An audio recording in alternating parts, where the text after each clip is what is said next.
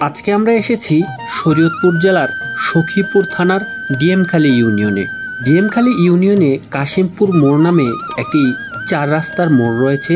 সেই জায়গাটি আজকে আপনাদের এই ভিডিওর মাধ্যমে তুলে ধরব এবং এখানের সৌন্দর্য আপনাদের মাঝে তুলে ধরব।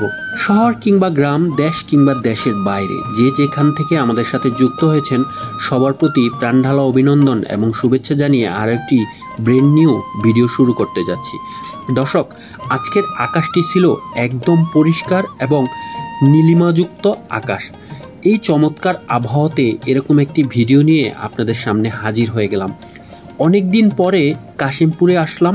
কাশিমপুরের যে বিখ্যাত মোড়, সেই মোড়ে কিন্তু আমরা এই মুহূর্তে রয়েছি।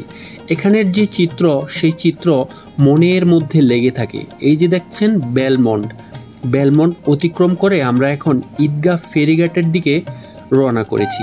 এখানের চিত্রগুলো দেখলে ভীষণ ভালো লাগে। আপনি যদি শরীয়তপুর জেলার সখীপুরের সন্তান হয়ে থাকেন তাহলে এই জায়গাটি খুব ভালোভাবেই চেনার কথা।